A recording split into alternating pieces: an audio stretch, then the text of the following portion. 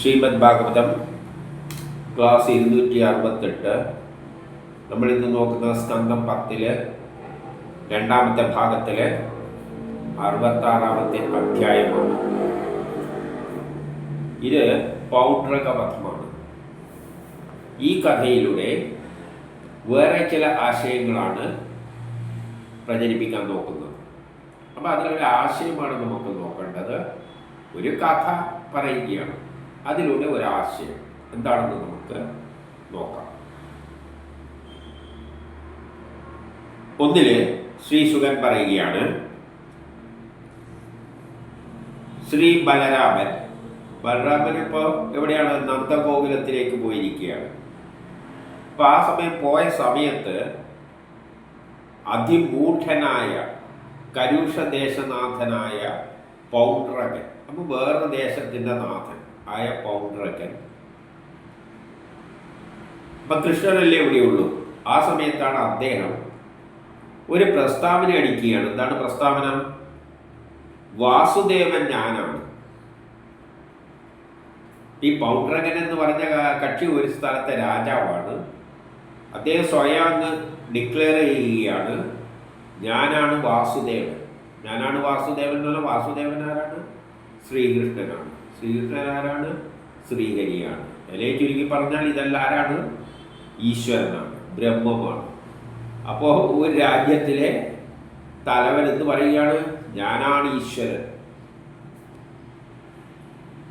അതായത് ചിലവരങ്ങ് ഡിക്ലെയർ ചെയ്യുകയാണ്, ഞാനാണ് ഈശ്വരൻ, സ്വയം ഏറ്റെടുക്കുകയാണ്.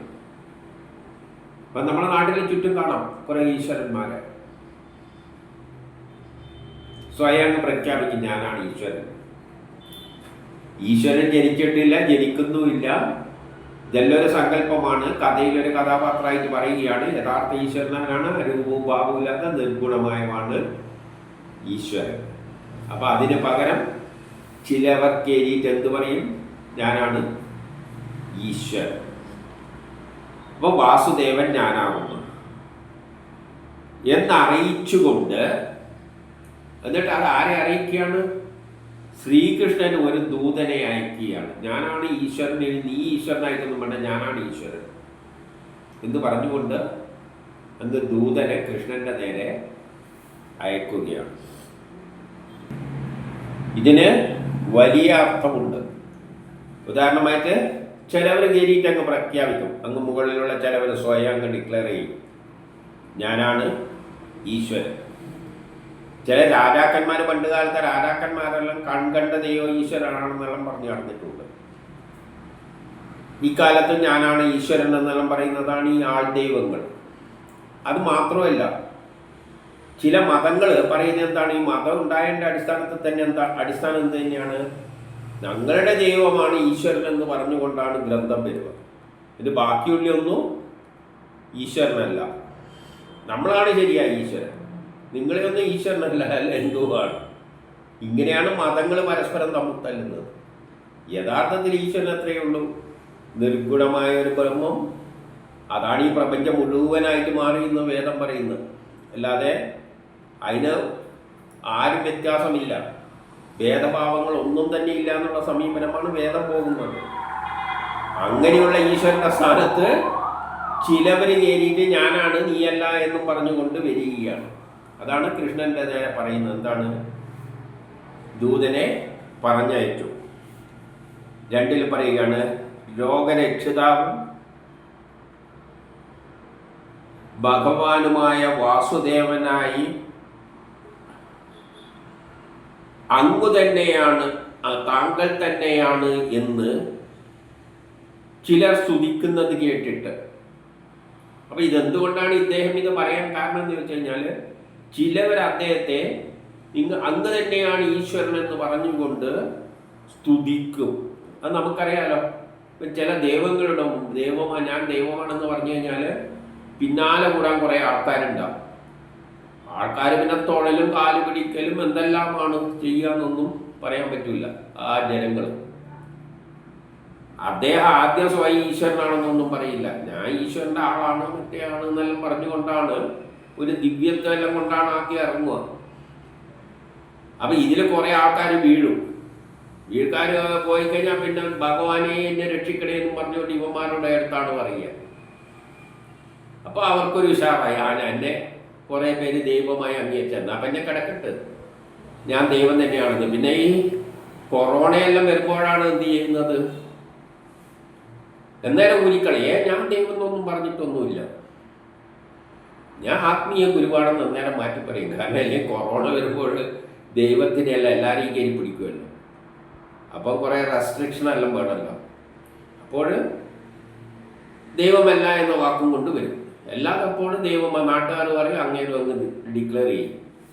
അപ്പോൾ ലോകരക്ഷിതാവും ഭഗവാനായ വാസുദേവൻ അങ്ങ് തന്നെയാണ് എന്ന് സ്തുതിവാക്കുകൾ കൊണ്ട്, ചില ആൾക്കാരുടെ സ്തുതിവാക്കുകൾ കേട്ട്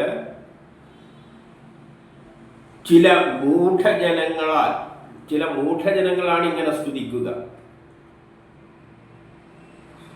ഇത്തരം ചില അങ്ങ് തന്നെയാണ് വാസുദേവൻ, അങ്ങ് തന്നെയാണ് ഈശ്വരൻ എന്നുള്ള സ്തുതിവാക്കുകൾ കൊണ്ട് ചില മൂഢജനങ്ങളാൽ ഊറ്റം കൊള്ളപ്പെടുന്ന അവൻ. അപ്പം ജനങ്ങൾ കൂടെ നിന്ന ആൾക്കാരാണ് അവനെ ദൈവമാക്കി മാറ്റുന്നത്. കുറച്ച് ആൾക്കാരെ ചുറ്റും കൂടി എന്ന് ഇവനെ ദൈവമാക്കും. അവർ പറയും അങ്ങ് തന്നെയാണ് ദൈവം, അങ്ങ് രക്ഷിക്കണേ എന്നും പറഞ്ഞുകൊണ്ട് അങ്ങേരെ പിന്നാലെ പോകുമ്പോൾ പിന്നെ അങ്ങേ എപ്പം തോന്നുന്ന പിന്നെ ഞാൻ തന്നെ അങ്ങ് ഈശ്വരനായി കളയാം. അങ്ങനെ ചില മൂഢന്മാരായ ആൾക്കാർ ജനങ്ങളുടെ വാക്കുകൾ കേട്ട് ഊറ്റം കൊള്ളപ്പെട്ടവനായ അവൻ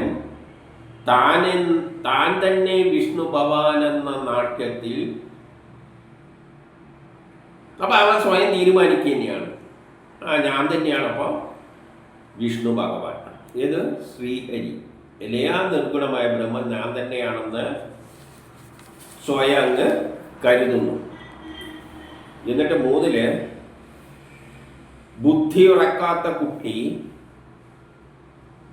മറ്റു കുട്ടികളുടെ കൂടെയുള്ള കളിയിൽ താൻ രാജാവായി നടിക്കുന്നത് പോലെ, ബുദ്ധി ഉറക്കാത്ത കുട്ടികളിൽ ഒരു കുട്ടി കളിക്കുമ്പോൾ രാജാവായിട്ട് അഭിനയിക്കുമ്പോൾ അവൻ പറയും ഞാൻ രാജാവായിട്ട് നിങ്ങളെല്ലാം പ്രജകളായിട്ട്. അങ്ങനെ ബുദ്ധി ഉറക്കാത്ത കുട്ടികളിങ്ങനെ കളിക്കുമ്പോൾ ചിലവർ ഞാനാണ് രാജാവ് എന്നെല്ലാം പറയും, മറ്റവർ അടിമകളെ പോലെ നടക്കും. ഇതേപോലെയുള്ള അവസ്ഥയാണിത്. മൂഢന്മാരുടെ വാക്കാൽ, ഇതേപോലെ ചുറ്റും കൂടി നിൽക്കുന്ന മൂഢന്മാരുടെ വാക്കാൽ താൻ വാസുദേവനാണെന്ന് ഭാവിച്ച് ഇവൻ ചുറ്റും കുറേ മൂഢന്മാർ നിൽക്കും. ഏത് വിഷയമാണ് പറയുന്നതെന്നൊന്ന് ആലോചിച്ച് നോക്കിയേ. ഭാഗവതം പറയുന്ന ഒരു രീതി ഒന്ന് ശ്രദ്ധിച്ചു നോക്കൂ. മൂഢന്മാരായ കുറേ ആൾക്കാർ ഈശ്വരനാണെന്ന് പൊക്കിക്കൊണ്ട് നടക്കും. അതിൽ അംഗീകരിച്ച് അങ്ങേരും പറയുക ഞാൻ തന്നെ ഇപ്പോൾ ശ്രീഹരി മഹാവിഷ്ണു ഭവിച്ച് ആ മന്ദബുദ്ധി, യഥാർത്ഥത്തിന് അവൻ ആരാണ്? മന്ദബുദ്ധിയാണ്. കുറേ മണ്ടന്മാർ കൂടിയിട്ട് ഇദ്ദേഹത്തെ ഈശ്വരനായിട്ട് അങ്ങ് സങ്കല്പിക്കും. ഇതെല്ലാം കാണുമ്പോൾ അങ്ങേർക്കും തോന്നും ഞാൻ തന്നെ ഈശ്വരനെന്ന്. അത് തോന്നുന്ന അങ്ങേരെന്താണ്? അങ്ങേര് ശരിയായ മന്ദബുദ്ധിയാണ്. കൃഷ്ണൻ ഒരു ദൂതനെ പറഞ്ഞയച്ചു, പിന്നെ ഡിക്ലെയർ ചെയ്ത് നീയൊന്നും ഈശ്വരൻ, കൃഷ്ണനോട് നീയൊന്നും ഈശ്വരനല്ല, ഞാനാണ് ഈശ്വരൻ. ഇങ്ങനെയാണ് മതങ്ങളും ഉണ്ടായിരിക്കുന്നത്. അതിന് നമ്മൾ ചിന്തിക്കണം. ഓരോ മതവും പറയുന്നത് എന്താണ്? ഈ പറഞ്ഞ ഞാനാണ് ഈശ്വരൻ, ബാക്കിയുള്ളതിനൊന്നും നിങ്ങൾ അംഗീകരിക്കരുത്, അതെല്ലാം കള്ള ഈശ്വരന്മാരാണ്, ഞാനായിട്ടേ സത്യമുള്ളൂ. വേറെ മതം പറയുക ഞാനാണ്, എൻ്റെ മറ്റേ കക്ഷിയാണ് ഈശ്വരൻ, എന്നെ മാത്രമേ നിങ്ങൾ ആരാധിക്കാരൂ, ബാക്കിയുള്ളവരെയൊന്നും ആരാധിച്ചുകൂടാ. ഇങ്ങനെയുള്ള കുറേ മണ്ടന്മാരുടെ കൂട്ടം. വേദം എവിടത്തേക്കാണ് കയറി പ്രയോഗിക്കുന്നതെന്ന് ഭാഗവതം ഏതിലേക്കെല്ലാണ് കടന്നു ചെല്ലുന്നത് ഒന്ന് ചിന്തിച്ചു നോക്കൂ. അപ്പം 4 ദൂതൻ ദ്വാരകയിൽ ചെന്ന് രാജസഭയിൽ ജനങ്ങളുടെ സർവശക്തിയായ ചെന്താമര കണ്ണനെ, അപ്പം ദൂതൻ ദ്വാരകയിൽ ചെന്ന് രാജസഭയിൽ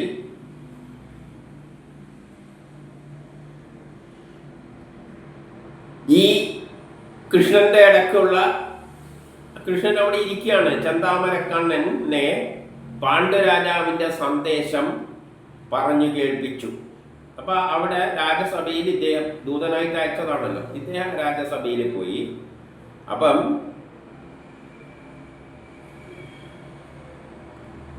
സർവശക്തിമായ ചെന്താമര കണ്ണൻ ഇരിക്കുന്ന ആ സഭയിൽ വെച്ചിട്ട് പാണ്ഡക രാജാവിൻ്റെ സന്ദേശത്തെ ആ ദൂതൻ പറഞ്ഞറിയിച്ചു.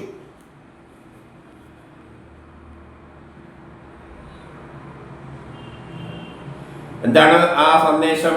അവൻ കൊടുത്ത സന്ദേശം പറയുകയാണ്: സർവപ്രാണികളുടെയും അനുഗ്രഹത്തിനായി, ഈ ലോകത്തിലുള്ള എല്ലാ ജീവജാലങ്ങളുടെയും അനുഗ്രഹത്തിനായി ശ്രീ വാസുദേവരുടെ അവതാരം, വാസുദേവൻ എന്ന അവതാരമായിട്ട് ഞാൻ ഒരുവൻ മാത്രമാണുള്ളത്.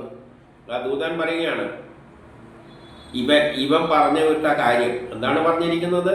സർവപ്രാണികളുടെയും അനുഗ്രഹത്തിനായി ശ്രീ വാസുദേവനായി വന്ന അവതാരം ഞാൻ ഒരുവൻ മാത്രമാണ്. അല്ലാതെ ഇവിടെ വല്ല കൃഷ്ണനോ മറ്റോ, കൃഷ്ണനും പറഞ്ഞിട്ട് വല്ലവരും ഇരിക്കുന്നുണ്ടെങ്കിൽ അതൊന്നും ഈശ്വരനല്ല, എല്ലാം ഞാനാണ്. മറ്റൊരുവനും അങ്ങനെയല്ല. കള്ളപ്പേരിനെ കളഞ്ഞുകൊള്ളണം. അങ്ങനെ ആരെങ്കിലും ഈശ്വരൻ എന്ന് പറഞ്ഞ് നടക്കുന്നുണ്ടെങ്കിൽ ആ പേരിനെ ഉടനെ എടുത്ത് ദൂരെ, ആ കള്ളപ്പേരിനെ ഉടനെ എടുത്ത് കളഞ്ഞുകൊള്ളണം. അത് മതങ്ങൾ പറയുന്ന കാര്യം തന്നെയാണ്. ഓരോ മതവും അവരുടെ ദൈവം എന്ത് പറയും? ഞാൻ മാത്രമേ ഈശ്വരനായിട്ടുള്ളൂ, മറ്റുള്ള എല്ലാം കള്ളപ്പേരിലുള്ളതാണ്, അതിനെല്ലാം കളഞ്ഞോളണം, അതിനെല്ലാം ശരിയായിക്കോണം എന്ന് തന്നെയാണ് പറയുന്നത് ഓരോ മതങ്ങളും മറ്റും. അതുകൊണ്ടല്ലേ ലോകത്തിൽ തമ്മിൽ തല്ലുന്നത്. പിന്നെ ആ ദൈവങ്ങൾ അങ്ങനെ പറയുന്നില്ല, ആ ദൈവങ്ങൾ അത്രയും പറയില്ല. കാരണം അവർക്ക് മറ്റുള്ള ആ ദൈവങ്ങളെ പറഞ്ഞു കഴിഞ്ഞാൽ പിന്നെ അവന്മാർ തമ്മിൽ അടിയായി കഴിഞ്ഞാലുള്ള അവസ്ഥ എന്തായിരിക്കും? അതുകൊണ്ട് അവരൊന്നും മിണ്ടില്ല, അവരെ നിലയിലേക്ക് പോകും. അപ്പോൾ ഈ മതങ്ങൾ എന്ന നിലയിൽ വരുമ്പോഴാണ് ഇത് പരസ്പരം കൂടുതൽ അങ്ങോട്ടും ഇങ്ങോട്ടും എതിർക്കുന്നത്. അതുകൊണ്ട് പേരിനെ തന്നെ ആരെങ്കിലും ഈ കൃഷ്ണൻ നല്ല പറഞ്ഞ് നടക്കുന്നുണ്ടെങ്കിൽ അതൊന്നും ശരിയല്ല. യഥാർത്ഥ ഈശ്വരന്മാരാണ്, ഞാനാണ്. അതായത് വാസുദേവൻ എന്ന അവതാരം യഥാർത്ഥത്തിൽ ഞാനാണ്. വേറെ ആരെങ്കിലും അവകാശപ്പെട്ട് ഇവിടെ ഇരിക്കുന്നുണ്ടെങ്കിൽ ഉടനെ അവരെ പേരെല്ലാം എടുത്ത് ദൂരെ കളഞ്ഞുകൊള്ളണം.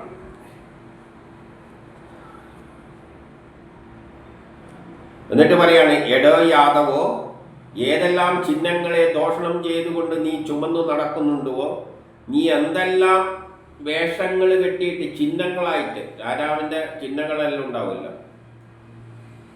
ചിഹ്നങ്ങളെന്താണ്? മയിൽപ്പീലിയുണ്ട്, അതെല്ലാം വെച്ചിട്ടാണല്ലോ, ഒരു പ്രത്യേക തരത്തിലാണല്ലോ അവതരിപ്പിക്കും. അതിൽ ദൈവത്തിൻ്റെ ചിഹ്നമായിട്ടാണല്ലോ അംഗീകരിച്ചിരിക്കുന്നത്. ആ ചിഹ്നങ്ങളെല്ലാം അതെല്ലാം കളഞ്ഞേക്കണം. ആ വേഷത്തിലൊന്നും ഇനി നടന്നുകൂടാ. ഈശ്വരൻ്റെ വേഷത്തിലൊന്നും ഈ പറയുന്ന ചിഹ്നം, കൃഷ്ണനെ നമ്മളെങ്ങനെയാണ് ഈശ്വരനായിട്ട് കാണുന്നത്? ഒരു മയിൽപ്പീലി ഉണ്ടാവും, ഒരു ഉടക്കുഴലുണ്ട്, ഇതെല്ലാം ഉണ്ടെങ്കിലല്ലേ കൃഷ്ണനാവുള്ളൂ.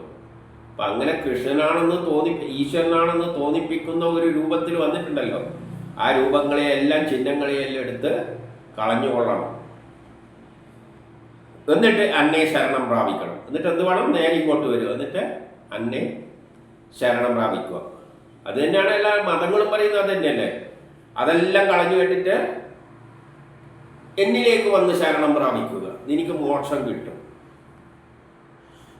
നിങ്ങൾ അതിനെയെല്ലാം കളഞ്ഞിട്ട് എന്നെ ശരണം പ്രാപിച്ചാൽ എന്നാലേ നിങ്ങൾക്ക് മോക്ഷം കിട്ടുകയുള്ളൂ, അല്ലെങ്കിൽ നിങ്ങളെ കാര്യം പോക്കാണ്. അല്ലാതെ പക്ഷം നീ എന്നോട് യുദ്ധം ചെയ്യുവാൻ വരിക. പണ്ട് മതങ്ങൾ തമ്മിൽ യുദ്ധം ഉണ്ടാകും. വേറെ ആരെങ്കിലും എല്ലാം ഇതാണ് ഈശ്വര, എന്നാ പിന്നെ വാ നമുക്ക് ഏറ്റുമുട്ടാം. എന്നിട്ട് ആ ഈശ്വരൻ തന്നെ പറയും അവനെ അടിച്ച് ശരിയായിക്കളാം. അങ്ങനെ ആരാണ് എതിർക്കുന്നത് അതിനെല്ലാം അടിച്ച് ശരിയായിക്കളാം. യഥാർത്ഥത്തിൽ ഈശ്വരൻ എന്ന് പറഞ്ഞാൽ എല്ലാം, ഈ പ്രപഞ്ചത്തിലുള്ള എല്ലാം അതിൻ്റെ മക്കളാണ്. ഇങ്ങനെ തമ്മിൽ വേണ്ടിയിട്ട് നടക്കുന്ന ഈശ്വരൻ എന്തൊരു ഈശ്വരനാണ് ഒന്ന് ആലോചിച്ച് നോക്കിയേ. പ്രപഞ്ചം ഒന്നേ ഉള്ളൂ. പ്രപഞ്ചം എന്ന് പറഞ്ഞാൽ 7 ലോകം കൂടിയത് ഒന്നേ ഉള്ളൂ. നമ്മുടെ ഭൂമി ഒന്നേ ഉള്ളൂ. അല്ലാതെ ഓരോ ഈശ്വരനും ഓരോ ഭൂമി ഉണ്ടാക്കിയിട്ടിട്ടുണ്ടല്ലോ. ആകെ ഒന്നിലാണ് എല്ലാവരും താമസിക്കുന്നത്. അപ്പോൾ അതെല്ലാം സൃഷ്ടിച്ച് ഈശ്വരൻ എത്രയായിരിക്കും? ഒന്നേ ആയിരിക്കും. അല്ല 3 ദൈവങ്ങളുണ്ടെങ്കിൽ 3 മതങ്ങളുണ്ടെങ്കിൽ 3 ഈശ്വരന്മാരാണെങ്കിൽ ഓരോ ആൾക്കും വെവ്വേറെ ഉണ്ടാക്കി കൊടുക്കുമല്ലോ ഭൂമി. അങ്ങനെയൊന്നും ഉണ്ടാക്കിയേ കാണുന്നില്ല. ഭാഗവതം അതൊന്നും അംഗീകരിക്കുന്നില്ല. എല്ലാം ഒന്നിൻ്റെയാണെന്നാണ് പറഞ്ഞു വെച്ചിരിക്കുന്നത്. ഭേദഭാവങ്ങളില്ല. അതാണ് ഭാഗവതത്തിൻ്റെ മഹത്വം. മറ്റുള്ളവർ മണ്ടത്തരങ്ങൾ പറയുകയാണ്, എന്നിട്ട് അതും വിളിച്ചുകൊണ്ട് ആൾ തമ്മിൽ തല്ലുകയാണ്. പല ഈശ്വരനുണ്ട് എന്ന് ധരിച്ചു പോയി. അതുകൊണ്ട് പറയുകയാണ്, യുദ്ധത്തിന് വിളിക്കുകയാണ്. പണ്ട് കാലത്ത് മതങ്ങൾ തമ്മിൽ യുദ്ധം തന്നെയാണ്. ഇപ്പോഴും മതത്തിൻ്റെ പേരിലല്ലേ യുദ്ധം നടക്കുന്നു. എന്തുകൊണ്ട്? അവരുടെ ഈശ്വരൻ ശരിയല്ല. അത് കള്ള ഈശ്വരൻ്റെ സംബന്ധമായിട്ട് നടക്കുന്നവരാണ്. അവരെ ശരിയാക്കണം. ഈശ്വരൻ യഥാർത്ഥത്തിൽ ഇതാണ്. എന്നെ വിശ്വസിച്ചോളണം, എന്നെ വിശ്വസിച്ചില്ലെങ്കിൽ നിങ്ങളെല്ലാം തട്ടുന്നും പറഞ്ഞുകൊണ്ടാണ് മതങ്ങൾ നടക്കുന്നത്. അപ്പോൾ ഇന്നത്തെ കാലഘട്ടത്തിൽ എന്തെല്ലാം അധർമ്മങ്ങളുണ്ടോ അതിനെ എല്ലാമാണ് ഈ കഥയിലൂടെ വ്യക്തമാക്കി തരുന്നത്. ഇന്ത്യയിലെ ശ്രീസുഖൻ അല്പപ്രജ്ഞനായ ഈ പൗണ്ഡ്രകന്റെ ഊറ്റം പറച്ചിൽ കേട്ട് അപ്പോൾ സഭയിലുണ്ടായിരുന്ന ഉഗ്രസേനാദികൾ ഉടനെ ചിരിച്ചു. ഇതെല്ലാം കേട്ടപ്പോൾ അവിടുത്തെ ഉഗ്രസേനാദികൾക്ക് പോലും ചിരിയാണ് വന്നത്. പരിഹാസ പ്രയോഗങ്ങൾ കഴിഞ്ഞപ്പോൾ കൃഷ്ണൻ പറഞ്ഞു ആ ദൂതനോട്, എടോ വിഡ്ഢി, ആരോടാണ് നീ ഇപ്രകാരം ഭള്ളു പറയുന്നുവോ, ആരോടാണ് ഇപ്രകാരം ഭള്ളു പറയുന്നുവോ ആർക്ക് വേണ്ടിയാണോ നീ ഇത് പറയുന്നത്, ആരോടാണ് നീ ഈ ഭള്ളു പറയുന്നത്, ആ പറയുന്ന നിനക്കും അത് പറഞ്ഞു വിട്ട അയാൾക്കും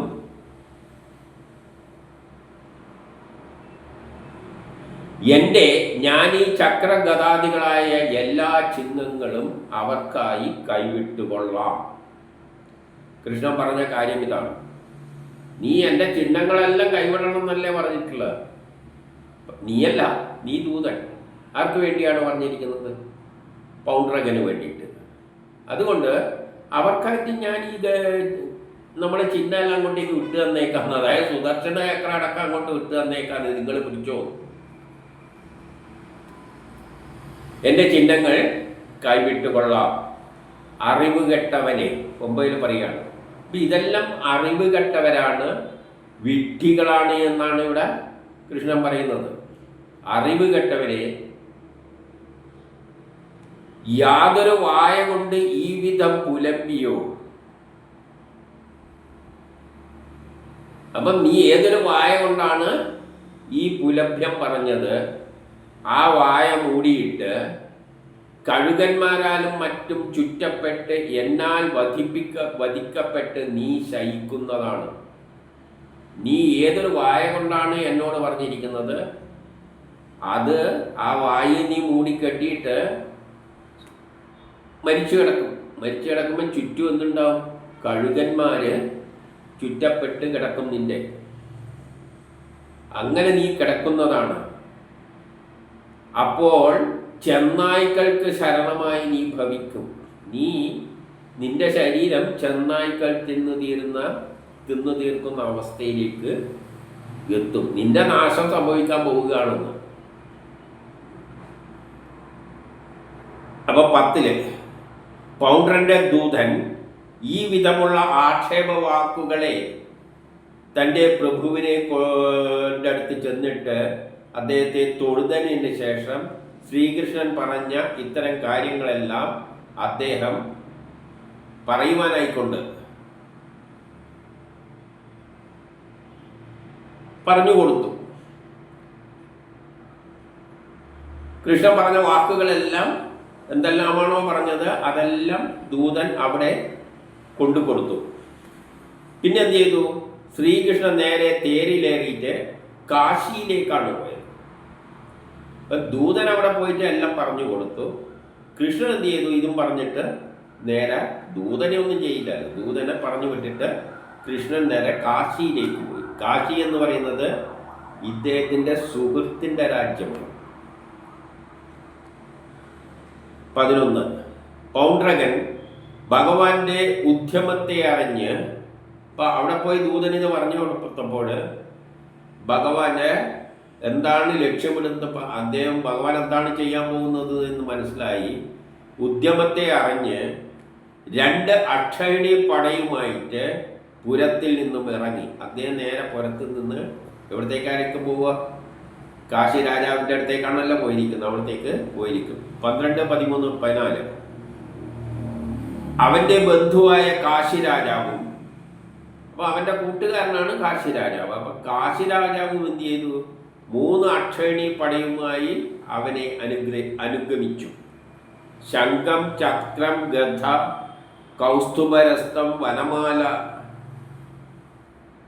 ഗരുഡന്റെ വാഹനം, രഥം, അതിൻ്റെ മുകളിൽ ഗരുഡന്റെ ചിഹ്നത്തോടു കൂടിയ രഥം.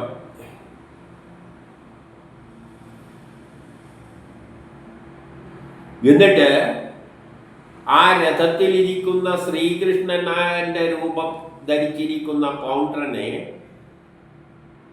ശ്രീകൃഷ്ണൻ കണ്ടു. അപ്പൊ ആ വേഷത്തിൽ തന്നെയാണ് കക്ഷി ഇരിക്കുന്നത്. അതായത് ഈശ്വരന്റെ ലക്ഷണ ചിഹ്നം എന്തെല്ലാം ഉണ്ടോ ആ ചിഹ്നത്തോടു കൂടിയാണ് അങ്ങേരും അവിടെ ഇരിക്കുന്നത്.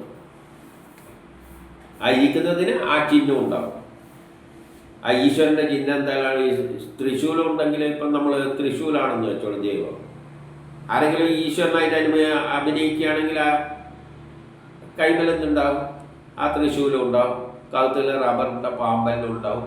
അങ്ങനെയല്ലേ ഇരിക്കാൻ പറ്റുള്ളൂ. ഈശ്വരനായി ഇരിക്കുമ്പോൾ അതേ വേഷത്തിലിരിക്കും, ആ ചിഹ്നത്തിലിരിക്കണം. ശരിയായ കക്ഷിയൊന്നും ആ ചിഹ്നമൊന്നും ഉപയോഗിച്ച് കൂടാ. ഈ ഡ്യൂപ്ലിക്കേറ്റ് ഈ ചിഹ്നം എല്ലാം എടുത്തിരിക്കുമ്പോൾ പിന്നെ മറ്റവന് പ്രശസ്തി ഇല്ലാതാവില്ല. ഞാനാണ് ഈശ്വരൻ എന്ന് പറയുമ്പോൾ. അപ്പോൾ ആ തരത്തിലാണ് പൗണ്ഡ്രകൻ അവിടെ ഇരിക്കുന്നത്. വനമാലയെല്ലാം ധരിച്ചിട്ട് കൃഷ്ണന്റെ രൂപത്തിൽ ഞാനാണ് ഈശ്വരൻ എന്നും പറഞ്ഞുകൊണ്ട് ഇരിക്കുകയാണ്. അപ്പം അദ്ദേഹത്തെ എന്ത് കണ്ടു? ശ്രീകൃഷ്ണൻ രഥത്തിൽ കണ്ടു.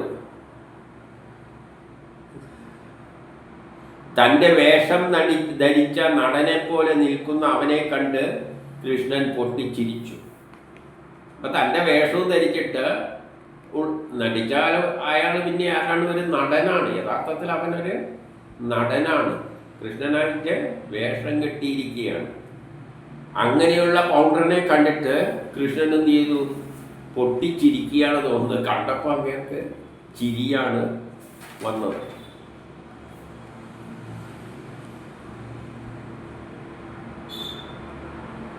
അപ്പോഴ് 16 അവനെന്ത് ചെയ്തു? ശൂലം, ഗദ, ഇരുമ്പുലക്ക, വേല്, വടിവാള്, കുന്തം എന്നിവയെല്ലാം കൊണ്ടും വാള് കൊണ്ടും ശരങ്ങൾ കൊണ്ടും ശ്രീഹരിയെ പ്രഹരിച്ചു. അദ്ദേഹം ശരങ്ങളെല്ലാം ഉപയോഗിച്ചിട്ട് ശ്രീഹരിയെ പ്രഹരിച്ചു.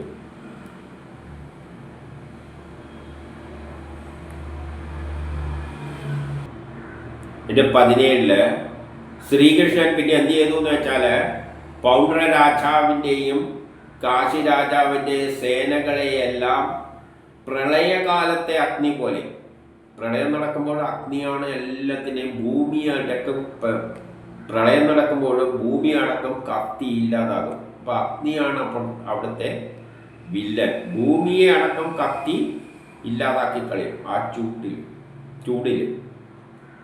അപ്പം ആ അഗ്നി കണക്കെ എന്ത് ചെയ്തു? പ്രളയകാലത്തെ അഗ്നി കണക്കെ ഗദ, വാള് എന്നിവയെല്ലാം തുടങ്ങിയവയെല്ലാം അവരുടെ ഗദ, വാള്, ആയുധങ്ങളെ എല്ലാറ്റിനെയും തകർത്തില്ലാതാക്കി. എന്നിട്ട് 18 ചക്രായുധത്താൽ അറക്കപ്പെട്ട തേരുകളുണ്ട്, കുതിരകളുണ്ട്. കുതിരകളും തേരുകളും ആനകൾ, കാലാളുകൾ, കഴുതകൾ, ഒട്ടകങ്ങൾ മുതലായ എല്ലാം പ്രളയകാലത്തെ പോലെ ആ ഒരു പ്രളയം നടന്ന അവസ്ഥ പോലെയായിരുന്നു. അവിടെ തന്നെ ശരീരത്തിൻ്റെ ഭാഗങ്ങൾ കിടക്കുന്നു. ഇപ്പം ചിലവർക്ക് താണ്ഡവ നൃത്തമാടുന്ന പോലെയാണ് അവിടെ അനുഭവപ്പെട്ടത്. ഒരു പ്രളയം താണ്ഡവ നൃത്തമാടുന്ന ഒരു രൂപത്തിലായിരുന്നു അവിടെ ചിലവർക്കത് ദൃശ്യമായത്.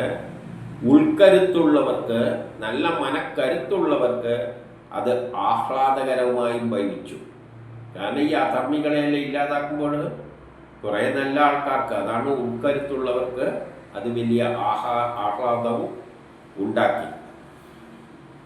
19. അനന്തരം കൃഷ്ണൻ പൗണ്ഡ്രകനോട് പറഞ്ഞു, ഹേ പൗണ്ഡ്രക, നീ ദൂതൻ മുഖാന്തരം എന്നോട് എന്ത് ആവശ്യപ്പെട്ടുവോ ആ ആയുധങ്ങൾ ഞാനിതാ നിനക്ക് വിട്ടുതരുന്നു. നീ ആവശ്യപ്പെട്ടല്ലോ എല്ലാ ചിഹ്നങ്ങളും വിട്ടുകളയണമോ, ആ ആയുധമെല്ലാം ഇതാ ഞാൻ എനിക്ക് വിട്ടുതരാൻ പോവുകയാണ്. എടോ മൂട്ട. അപ്പൊ ഇതെല്ലാം പരിഹാസ വാക്കുകളാണ്. എടാ മൂട, മൂഢാത്മാവേ എന്നാണ്. എടാ മൂഢാത്മാവേ, നിന്നാൽ കൃത്രിമമായി ഉണ്ടാക്കപ്പെട്ട, നീ കൃത്രിമമായിട്ട് ഉണ്ടാക്കിയതാണെന്ന് എനിക്കറിയാം, എന്നാലും എൻ്റെ നാമധേയമുണ്ടല്ലോ. നീയല്ലേ പറഞ്ഞത് എൻ്റെ നാമധേയം ഞാൻ പേര് കൃത്രിമമായിട്ട് ഉണ്ടാക്കി പിടിപ്പിച്ചതാണെന്ന്. അതുകൊണ്ട് അതിനെയും ആയുധങ്ങളെയും ഞാൻ അങ്ങോട്ടേക്ക് വിടുകയാണ്, ആ എൻ്റെ നാമത്തെയും വിടുകയാണ്, ഞാൻ കളഞ്ഞേക്കുകയാണ്. യുദ്ധത്തെ ആഗ്രഹിക്കുന്നില്ലെങ്കിൽ ഇപ്പോൾ തന്നെ നിന്നെ ശരണം പ്രാപിക്കുകയും ചെയ്യും. ഞാൻ യുദ്ധം ആഗ്രഹിക്കുന്നില്ലെങ്കിൽ നിന്നെ ഞാൻ ശരണവും പ്രാപിച്ചേക്കാം. ഈ വിധം പൗണ്ഡ്രനെ അധിക്ഷേപിച്ച ശേഷം, ഇതെല്ലാം എന്തിനാണ് പറഞ്ഞത്? ഓ, നിന്റെ അടിമയായിക്കോളാം, ഞാനെല്ലാം ഉപേക്ഷിച്ചേക്കാം, ഞാൻ യുദ്ധമൊന്നും ആഗ്രഹിക്കുന്നില്ലെങ്കിൽ നിന്നെ വന്നിട്ട് വണങ്ങിക്കൊള്ളാം. അതൊരു പരിഹാസ തരത്തിലുള്ള വാക്കുകൾ പറഞ്ഞതിൻ്റെ ശേഷം, ഇങ്ങനെ പൗണ്ഡ്രനെ അധിക്ഷേപിച്ച ശേഷം, എപ്രകാരം ഇന്ദ്രൻ പർവ്വതത്തിൻ്റെ ശിഖരത്തെ തൻ്റെ വജ്രായുധം കൊണ്ട് മുറിച്ചു തള്ളുന്നുവോ അത് പ്രകാരം അവൻ്റെ ശിരസിനെ അറുത്തു പൗണ്ഡ്രൻ.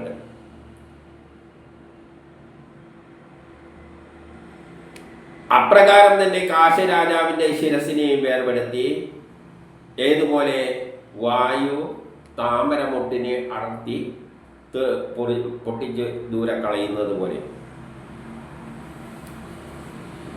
ഇങ്ങനെ തന്നോട് മത്സരിക്കുന്ന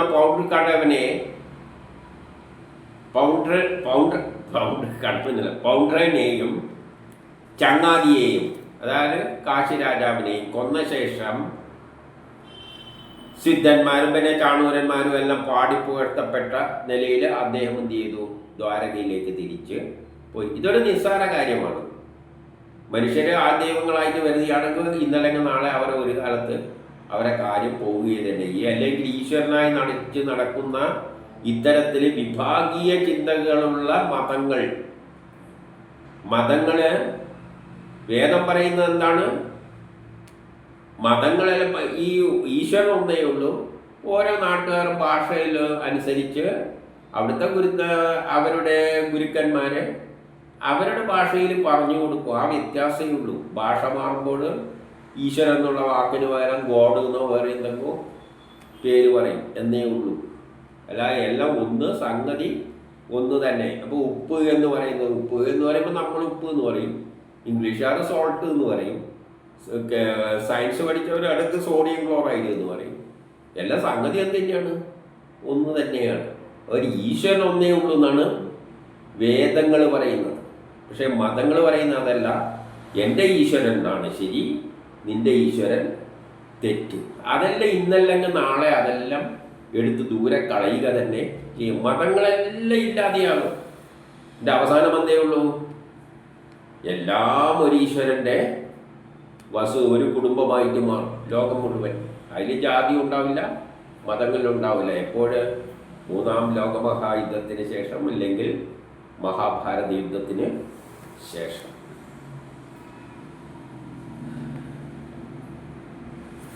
എന്നിട്ട് 24 പറയുകയാണ്,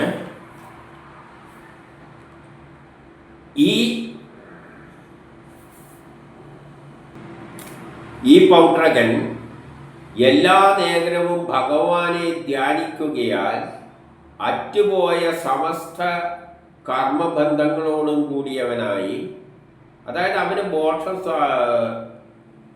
ലഭിച്ചു. അവൻ മരിച്ചതിന് ശേഷം അവന് മോക്ഷം ലഭിച്ചു. എന്തുകൊണ്ട്? ശ്രീഹരിയുടെ സ്വരൂപത്തെ ധരിച്ചവനാകൊണ്ട് എന്ത് പറ്റി?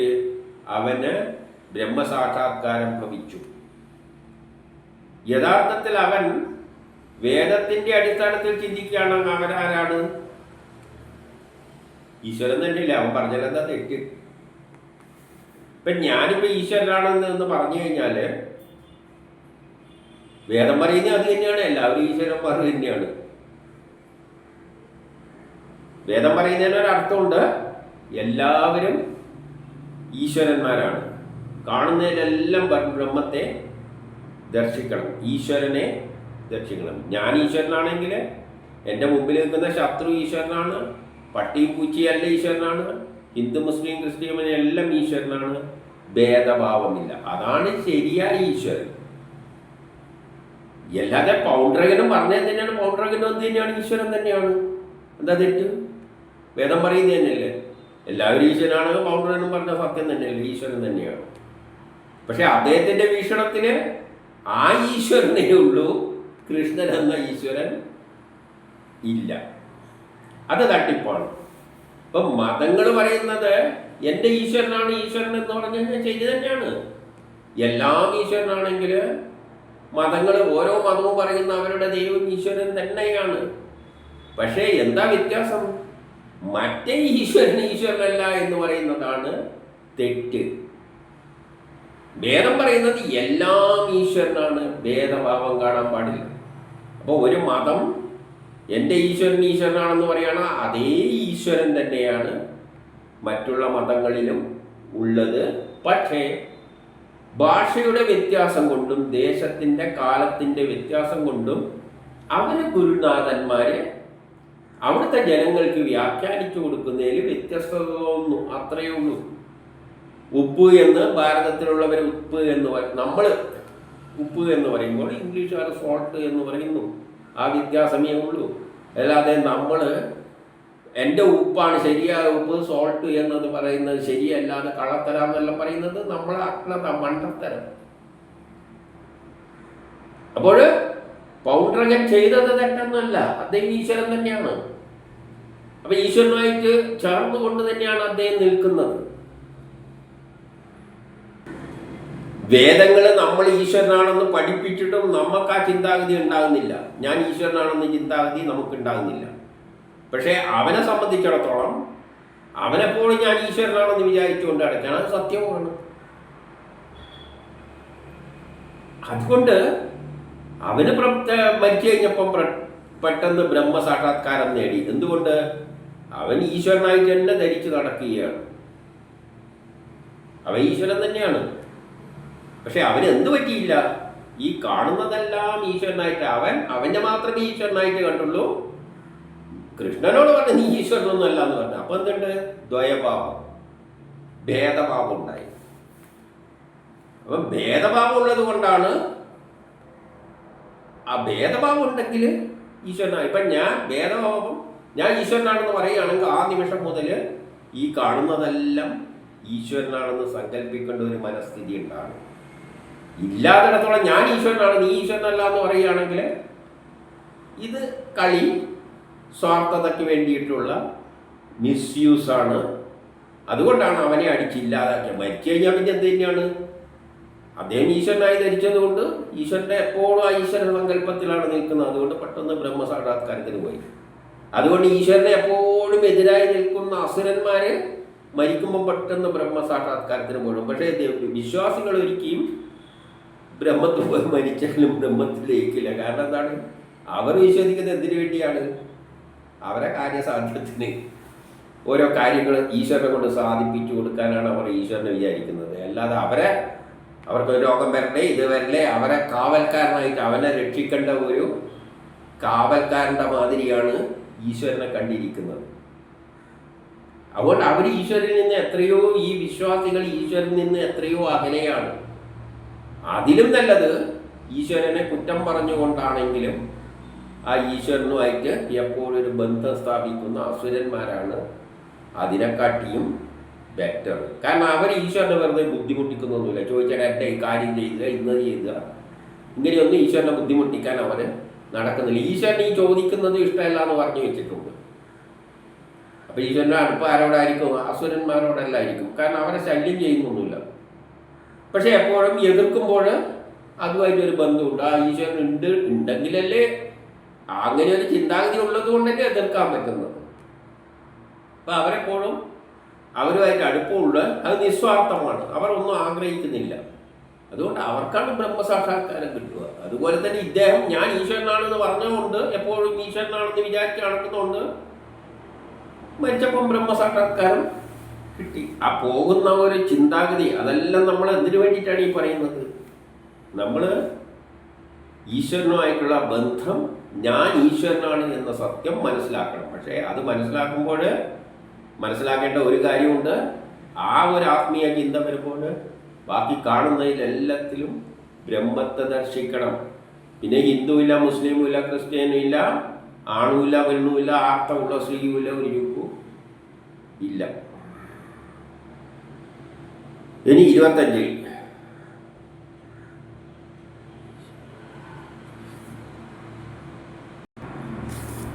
25 കോട്ടവാതിൽക്കൽ ഒരു കുണ്ഠലമണി അണിഞ്ഞ ഒരു ശിരസ് വീട് കിടക്കുന്നത് കണ്ടിട്ട് ആ നാട്ടുകാരുള്ള ഒരു ശിരസ് അവിടെ വീട് കിടക്കുകയാണ്. കാശരാജാവിൻ്റെ തല, ഒരു തല അവിടെ വീട് കിടക്കുന്നുണ്ട് കണ്ടിട്ട് അവിടെയുള്ള ആൾക്കാരെല്ലാം എന്തായി? സംശയം പ്രകടിപ്പിച്ചു. ആരുടെ തലയാണ് ഇവിടെ ഇങ്ങനെ? എല്ലാ ആഭരണ വിഭൂഷണായിട്ടുള്ള ഒരു തല തന്നെയാണ് അവിടെ കിടക്കുന്നത്. പിന്നെ 26 കാശി രാജാവിൻ്റെതാണെന്നറിഞ്ഞ് രാജ്ഞിമാരും രാജപുത്രന്മാരും ബന്ധുക്കളും പുരോഹിതന്മാരും മറ്റും അയ്യോ രാജാവേ നാഥ, ഞങ്ങൾ അനാഥനായല്ലോ എന്നെല്ലാം പറഞ്ഞുകൊണ്ട് വാവിട്ട് കരഞ്ഞിട്ട് അവിടെ വന്നു. ഇനി 27, 28 ആ കാശി രാജാവിൻ്റെ പുത്രനായ സുദക്ഷിണൻ അച്ഛൻ്റെ ശേഷക്രിയയെല്ലാം ചെയ്തിട്ട് അച്ഛനെ കൊന്നവനെ കൊന്നിട്ട് എൻ്റെ കടപ്പാട് വീട്ടും എന്ന് ചിന്തിച്ചുകൊണ്ട് അദ്ദേഹം എന്ത് ചെയ്ത്? ശിവനെ തപസ് ചെയ്തു. എന്തിനു വേണ്ടിയിട്ട്? എൻ്റെ അച്ഛനെ കൊന്ന ആൾക്ക് പകരം ചെയ്യാൻ വേണ്ടിയിട്ട്. അപ്പം 29 പരമശിവൻ സന്തുഷ്ടനായിട്ട് വരം കൊടുത്തു. അച്ഛനെ കൊന്നവനെ, അപ്പോൾ എന്ത് വരമാണ് ചോദിച്ചതെന്ന് വെച്ചാൽ അച്ഛനെ കൊന്നവനെ കൊല്ലുവാനുള്ള ഉപായം പറഞ്ഞു കൊടുക്കാനാണ് പറഞ്ഞത്. വരം ചോദിച്ചത് എൻ്റെ അച്ഛനെ കൊന്നവനെ കൊല്ലുവാനുള്ള വഴി പറഞ്ഞു കൊടുക്കണം. ആ വരമാണ് ചോദിച്ചത്. ആ വരം കൊടുക്കുകയും ചെയ്തു. അപ്പൊ എന്ത് വേണം? 30 ബ്രാഹ്മണന്മാരോടുകൂടി ദക്ഷിണാഗ്നിയെ ആരാധിച്ചു കൊള്ളുക.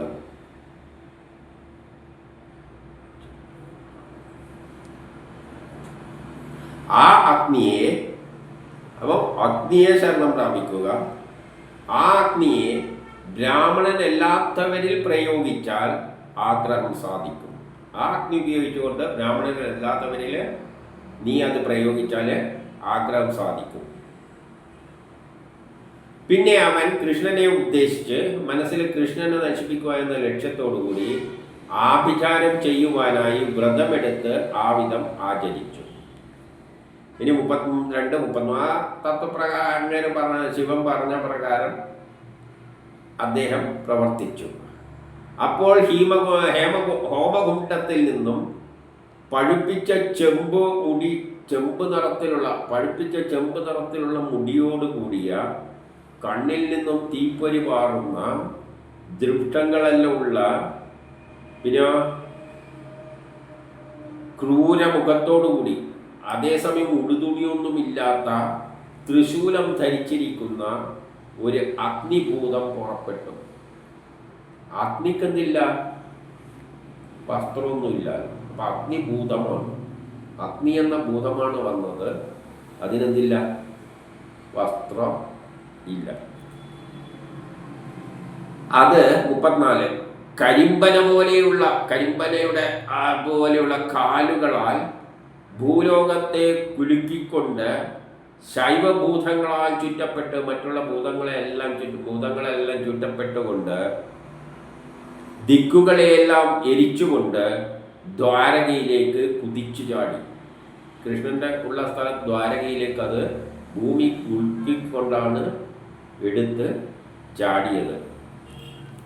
അത് കണ്ട 35 അത് കണ്ട ദ്വാരകവാസികളെല്ലാം പേടിച്ചു വരണ്ടു. കാരണം ആ ദേശവാസികളിൽ ഇങ്ങനെയുള്ളൊരു ഭൂതം, ഒരു അഗ്നി പ്രവഹിക്കുന്നത് കണ്ടപ്പോൾ മൃഗങ്ങൾ കാട്ടിൽ തീ കണ്ടാൽ എന്ത് അവസ്ഥയിലാണോ അതുപോലെ അവനും വിരണ്ടു. കാട്ടിൽ തീ പിടിച്ച മൃഗങ്ങളുടെ അവസ്ഥ എന്താ? അതുപോലെയാണ് ഒരു അഗ്നി രൂപത്തിൽ ഈ ഭൂതം വരുന്നത്. അവർ പകിട കളിച്ചുകൊണ്ടിരുന്ന കൃഷ്ണൻ അവിടെ ഇരുന്നിട്ട് പകിട കളിച്ചുകൊണ്ടിരിക്കുകയായിരുന്നു. അവ കൃഷ്ണനോട് പറഞ്ഞു, ത്രൈലോകനാഥ, ദ്വാരകാപുരിയെ ചുട്ടരിക്കാൻ വരുന്ന അഗ്നിയിൽ നിന്നും നമ്മളെ രക്ഷിക്കണേ, ഈ ദ്വാരകയെയും രക്ഷിക്കണേ. ആ ജനങ്ങളുടെ പാരവശ്യം കണ്ട് പുഞ്ചിരിച്ചുകൊണ്ട് കൃഷ്ണൻ പറഞ്ഞു 37, നിങ്ങൾ പേടിക്കണ്ട, ഞാൻ രക്ഷിച്ചു കൊള്ളാം. എന്നിട്ട് അദ്ദേഹം എന്തു പറഞ്ഞു? ആ ശിവസംബന്ധിയായ ഭൂതത്തെ അറിഞ്ഞ് അതിനെ തടുക്കുവാൻ സുദർശനത്തോട് പറഞ്ഞു. സുദർശനത്തോടാണ് അതിനെ തടുക്കാൻ പറയുന്നത്.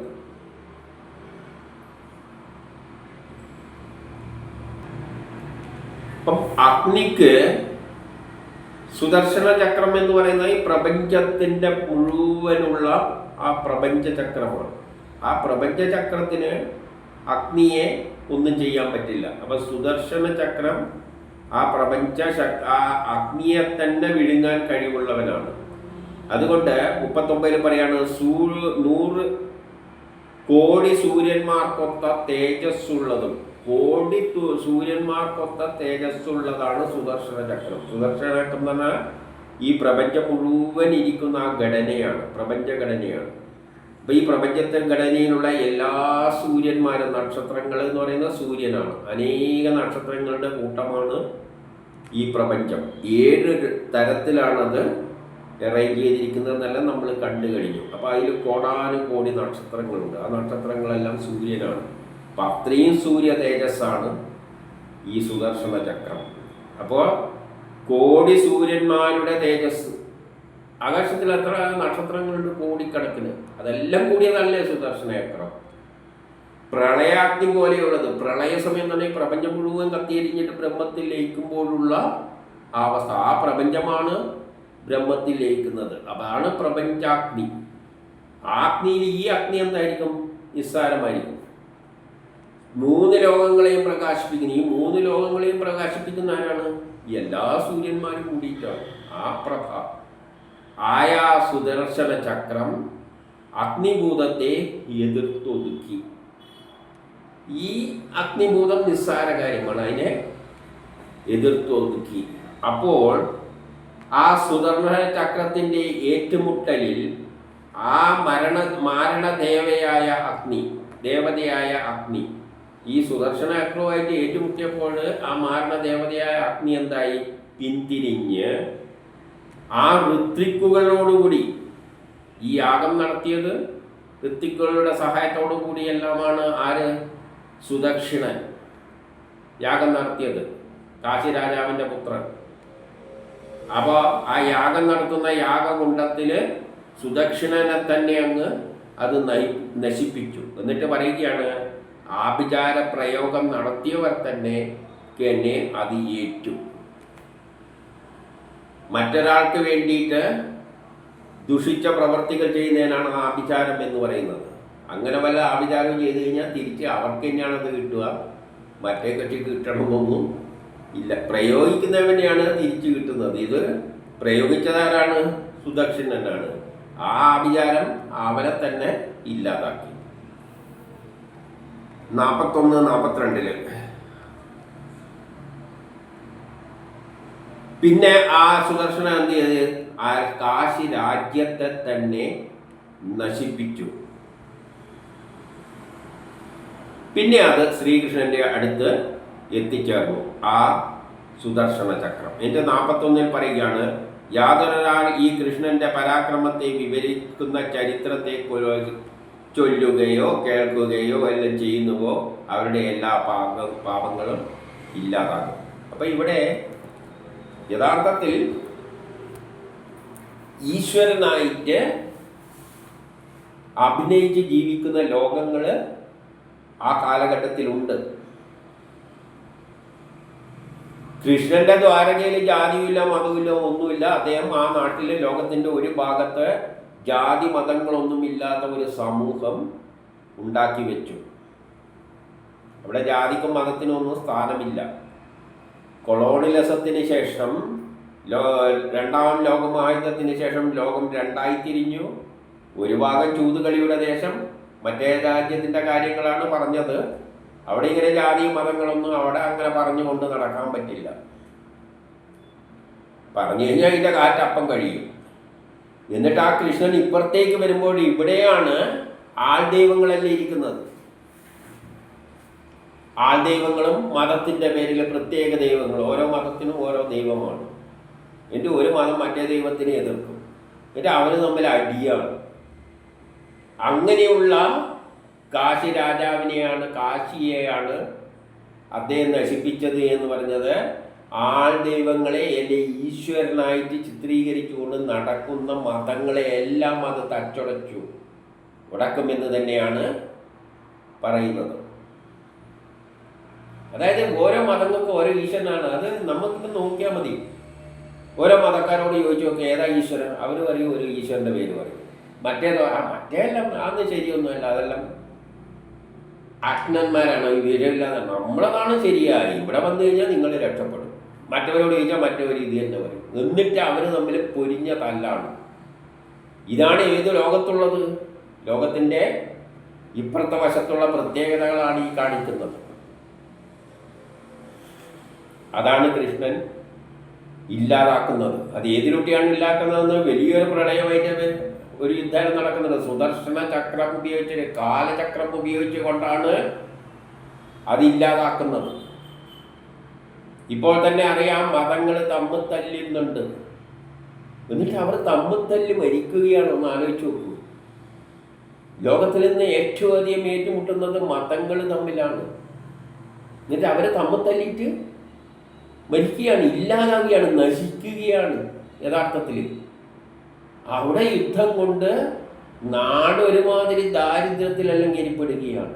മതം തീക്ഷ്ണമായി പിടിച്ചവർ, മതം തലക്ക് പിടിച്ചവർ, രാജ്യങ്ങൾ തമ്മിൽ തല്ലിയിട്ട് ഒന്ന് ആലോചിച്ച് നോക്കിയേ. ലോകത്തിൽ എത്രയോ രാഷ്ട്രങ്ങൾ നശിച്ചിട്ടുണ്ട്. എന്തുകൊണ്ടാണ് നശിച്ചത്? മതത്തിൻ്റെ പേരിലുള്ള ഏറ്റുമുട്ടലാണ്. അത് ഞാനിനി എടുത്ത് പ്രത്യേക രാജ്യത്തിൻ്റെ പേരൊന്നും ഞാൻ പറയുന്നില്ല. പക്ഷെ നമുക്ക് ചരിത്രം കുറച്ചെല്ലാം മനസ്സിലാക്കുന്നവർക്ക് പെട്ടെന്ന് പറയുന്നതിൻ്റെ അർത്ഥം എന്താണെന്ന് മനസ്സിലാകും. അപ്പോൾ ആദ്യം എന്താണ് ഇല്ലാതാക്കുന്നത്? ഒന്നാമത് ഇല്ലാതാണ്ടത് ഞാൻ ഈശ്വരനാണ്, അല്ലെങ്കിൽ എൻ്റേതാണ് ഈശ്വരൻ, നിങ്ങളുടേത് ഈശ്വരനല്ല, ഞാനാണ് ഈശ്വരൻ, നീ ഈശ്വരനല്ല, ഇങ്ങനെയെല്ലാം ഉള്ള ആ ചിന്താഗതികൾ. ഇതെല്ലാം എന്തിനു വേണ്ടിയാണ്? സ്വാർത്ഥ ലാഭങ്ങൾക്ക് വേണ്ടി, ഏകാധിപതികളാകാൻ വേണ്ടിയിട്ട്, എന്തെല്ലോ കാട്ടിക്കൂട്ടാൻ വേണ്ടിയിട്ട്.